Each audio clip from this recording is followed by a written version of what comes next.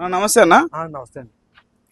JSP 21కి 21 సీట్లు, కూటమి ప్రభంజనం. అసలు ఇది ఊహించారా మీరు? ఊహించాను, ముందే ఊహించింది. అది మేము అనుకున్నది జరిగింది. ఏదైతే అనుకున్నామో అదే జరిగింది. ఇప్పుడే ఒక వీడియో వచ్చింది, ముద్రగడ పద్మనాభ రెడ్డిగా పేరు మార్చుకోవడానికి సిద్ధమైపోయారంట. సో దాని గురించి ఏం చెప్తారు? దాని గురించి అతను అన్నది కదా అన్నప్పుడు ప్రజలు ఏంది అతను ఏమని పూర్తిగా మార్చుకోమని గట్రా ఏం చెప్పలేదు. అతను అన్నాడు, చేసుకుంటున్నాడు. చేసుకోకపోతే ప్రజలు ఊరుకోరు. కోనసీమ నుంచి గట్రా వెహికల్ చేసుకుని రెడీగా ఉన్నారు. రెడీగా వచ్చేసి పేరు మార్చుకోరని చెప్పడానికి అన్నమాట ప్రకారం మార్చుకుంటాడు. పిఠాపురంలో పవన్ కళ్యాణ్ గారి మెజారిటీ 70,000. సో 1,00,000 మెజారిటీ అన్నారు. సో ఈ 70,000 మెజారిటీ ఎక్స్పెక్ట్ చేశారా? చేసాం, ఖచ్చితంగా చేసాం. కానీ మా గ్రామాల్లో కొంతమంది ఇంకా మెజారిటీ తగ్గించడానికి కొంతమంది ఇంకా వైసీపీ పనిచేశారు, చేయలేదు అంటలేదు. అరసేటితో సూర్యుడిని అబ్దాన్ని ట్రై చేశారు. ఇంకా అదేం అవ్వలేదు. ఇక్కడ ఏమి మొత్తం ఏమీ పని అవ్వలేదు. 1,00,000 మెజారిటీ అనుకున్నా ఉన్నా కనీసం లీస్ట్ 70,000 లెక్కేస్తాం. అలా 70,000 వచ్చింది. మేము అనుకున్నా కూడా రీచ్ అయ్యామని అనుకుంటాం. పవన్ కళ్యాణ్ గారు గెలిచిన తర్వాత నిన్న మాట్లాడినటువంటి మాట ఏమిటంటే, మాకు ఎవరి మీద కక్ష సాధింపులు లేవు, మాకు ప్రజలు బాధ్యతను ఇచ్చారు, సో ఆ బాధ్యతను మేము నెరవేర్చాలి అని చెప్పారు. సో ఇప్పుడు ఎలా ఉంటుంది అనుకుంటున్నారు? అతను ఫస్ట్ నుంచి ఉందాగానే వ్యవహరించారండి. ఫస్ట్ నుంచి ఉందాగానే ఎప్పుడు కక్ష సాధింపులు కానీ అయ్యాం లేదు. రాష్ట్రం అభివృద్ధి చేయాలని అతను తపన, అంతేగాని వీళ్ళ వైసీపీ ప్రభుత్వంలాగా కక్ష సాధింపులు గట్రా అతనికి అవసరం లేదు. రాష్ట్రాన్ని అభివృద్ధి పదంలో నడిపించాలని ఈ రోజు కూటమి తయారు చేశారు. కూటమి ప్రభుత్వంలోకి తీసుకొచ్చారు అధికారంలో. ఇంత దారుణంగా వైసీపీ ఓడిపోవడానికి గల కారణాలు ఏం చెప్పగలుగుతారు?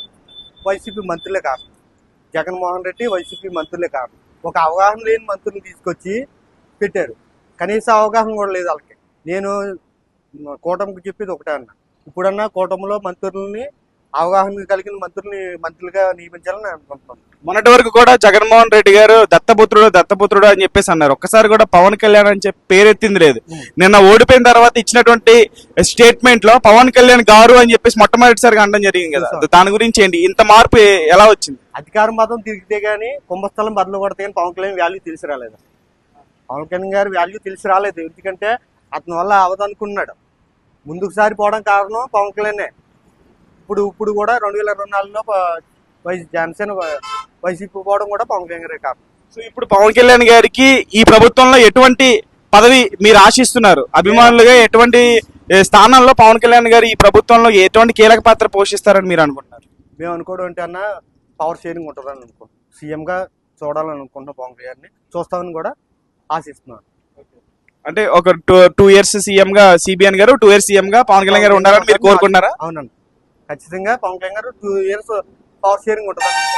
Okay, thank you. నమస్తే అన్న, మీ పేరు? నా పేరు సూర్యబాబు. పిఠాపురం నియోజకవర్గం. ఏ ఊరు? చేబ్రోలు. అంటే పవన్ కళ్యాణ్ గారు పవన్ కళ్యాణ్ అక్కడ లోకల్ పవన్ కళ్యాణ్ గారు భారీగా గెలిచారు. 21 స్థానాలు గెలిచారు. అలాగే పిఠాపురంలో భారీ మెజార్టీతో గెలిచారండి. ఇంత మెజార్టీ వస్తారు మీరు అనుకున్నారా? గెలుచుకుంటారా? అంటే ఇన్ని స్థానాలు గెలుచుకుంటా అనుకోలేదండి. అంటే అతని అభిమానంతో మొత్తం అందరూ వేసామండి.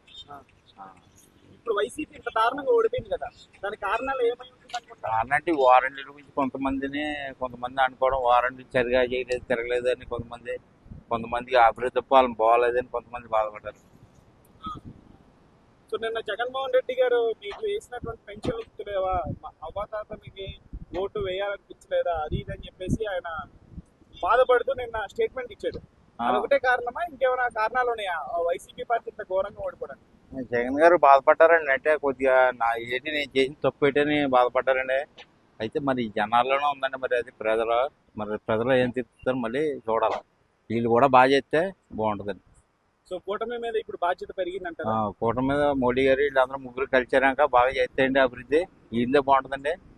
160 పై చిలుకు సీట్లు ఇవ్వడం జరిగింది. అంటే గతంలో వైసీపీ కంటే కూడా ఎక్కువ సీట్లు ఇప్పుడు కూటమికి ఇచ్చారు.